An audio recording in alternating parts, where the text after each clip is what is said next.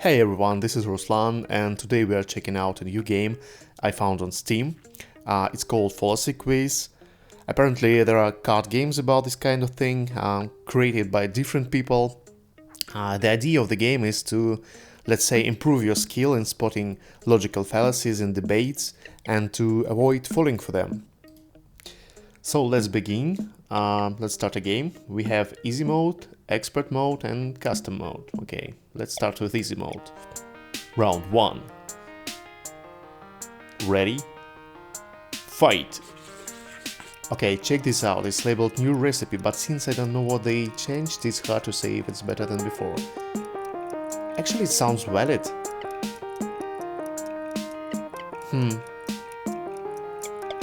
Fallacious.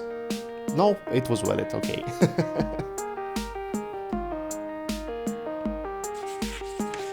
They said there was a high chance of rain for today, so if you don't take your umbrella, you could end up wet.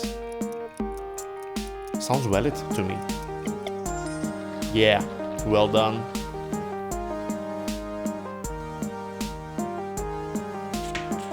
When tossing a coin, it's equally likely to have 4 heads than a tail than to have 5 heads in a row.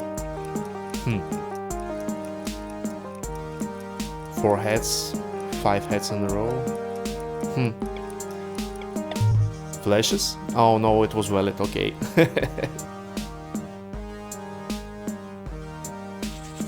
If you ban people from carrying a knife in the streets, the next step is going to be that we won't even be able to have access to basic tools like scissors for tasks as simple as opening packages. It's fallacious for sure. Yeah, slippery slope. What is this? Let's check the definition.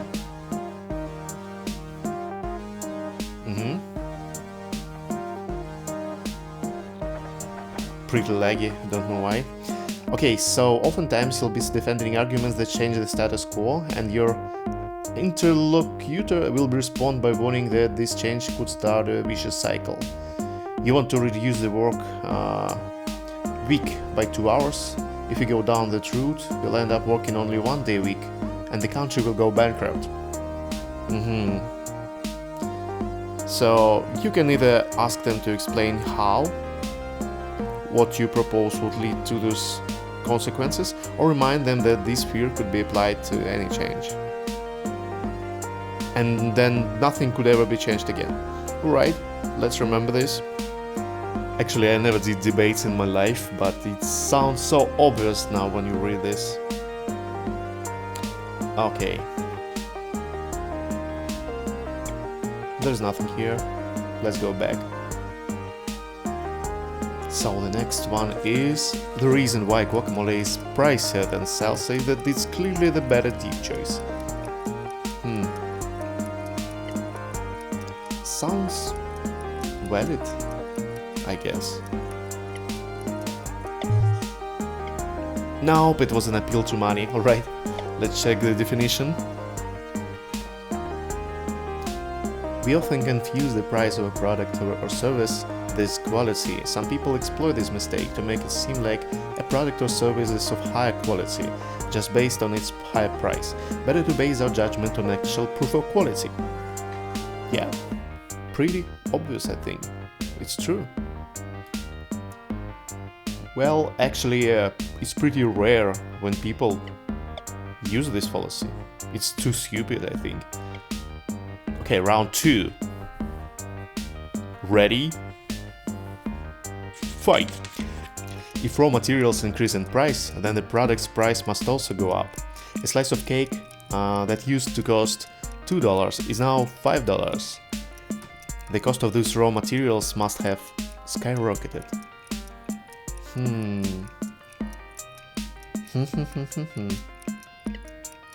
Fallacious? Yeah, affirming the consequent. Oh, damn, I missed it. Well, maybe next time we'll see it.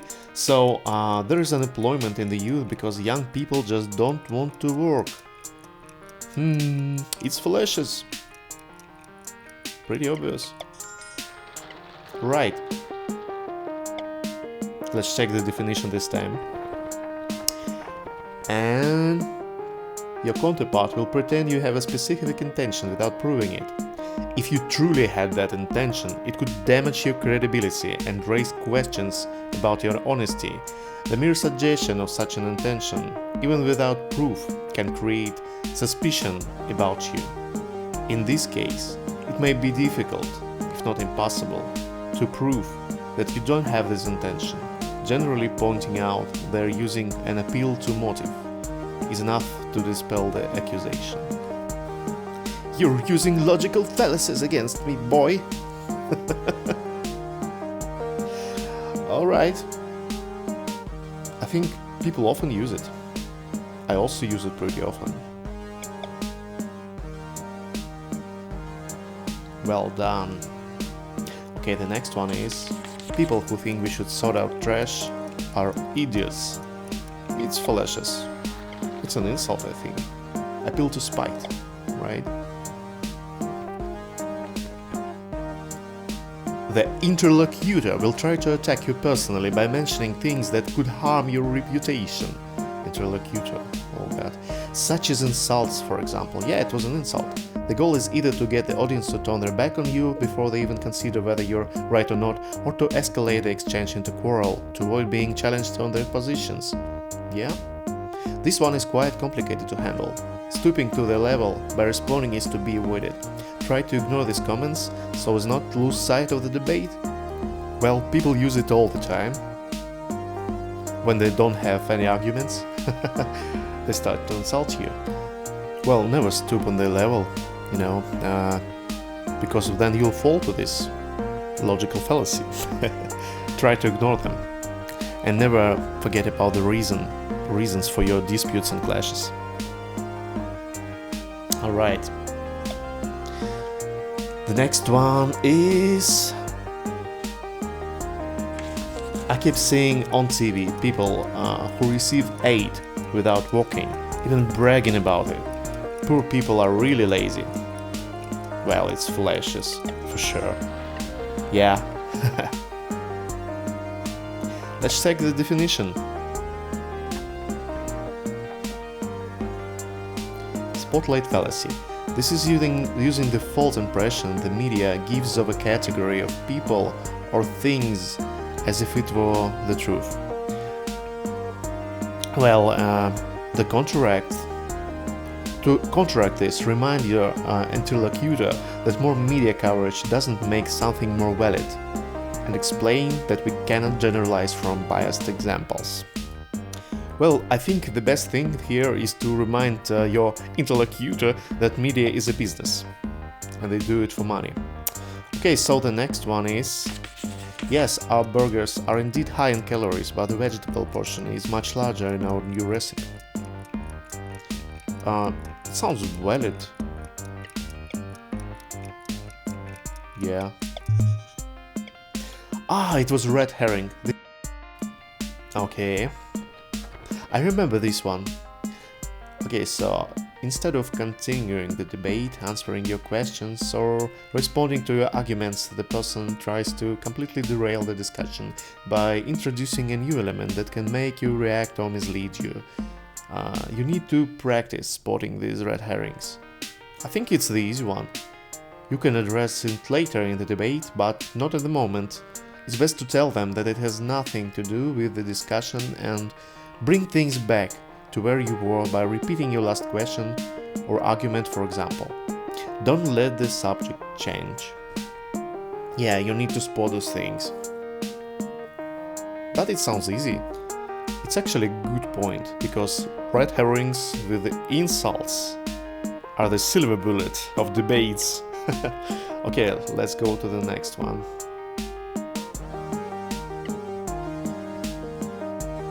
Round 3. Ready? Okay, I like the idea that wealthy people are fundamentally valuable to society, thus it doesn't feel fair to increase taxes for them. It's fallacious. Because capitalism bad, Let's check the definition. Oh, what the hell. Right. We'll see it next time, I think. This movie used way too many special effects, since another movie that did the same thing got a bad review. That's why I think this one will get a bad review as well. It's fallacious. Yeah, it's false. Well done, it was false equivalency. Let's check the definition. Well, yeah, it worked this time. A person will point out connections between two things, then claim the properties of one are also properties of the other. The mere mention of these connections makes it seem like they're justified in attributing the properties. Your beautiful house has a pool, mine also has a pool, so we have two beautiful houses. Don't deny the connections if they are factual. Focus on the fact that from these connections their conclusions do not follow. We have two beautiful, lovely houses. It sounds like Trump. Alright. People also often use it. I think I heard it like a couple of times this week. Okay, so the next one is: no one has ever traveled through time, so I found it hard to believe that it could be possible, but I can't conclude anything. Yeah, it sounds valid. Yeah, cool. Cool. Companies frequently make profits, therefore the purpose of a company is to make profits. Fallacious. Yeah, affirming the consequent. Yeah, when you connect the reason and the consequence. We have a cause that is known to imply a consequence. I missed my bus, so I'm late. But if you don't pay attention, you can be made to believe that the cause happened just by mentioning the consequence, even though this isn't necessarily the case. If he misses the bus, then he's late. He's late here, therefore he missed the bus. This is one of the possibilities, yeah, but you cannot just deduce that asking, but there are other explanations for this, no can help. Yeah, it's a tricky one. Pretty tricky. Okay, let's go back and see the next one.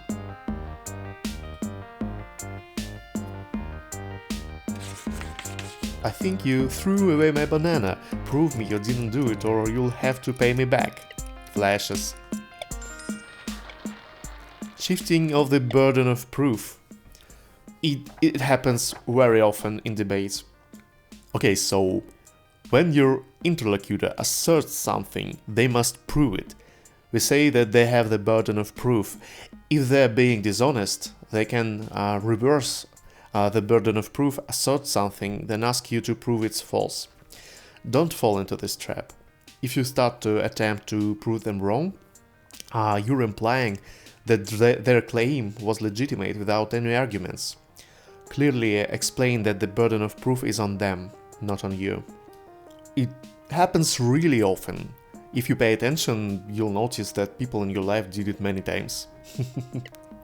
Okay, let's go and see the next one. And probably the last one. Oh, the results. Okay.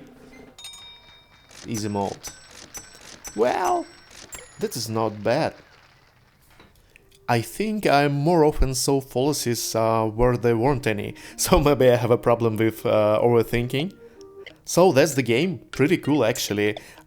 There's also a glossary here, you can look through it later. It's probably with the logical fallacies that you encounter in the game. Not all of them are there, I think. Yeah, they need to be unlocked. That's actually cool, pretty well made, so that's the game. You can train well on it and then you'll start seeing logical fallacies everywhere. Thanks for watching. Like, leave a comment and subscribe. All the best.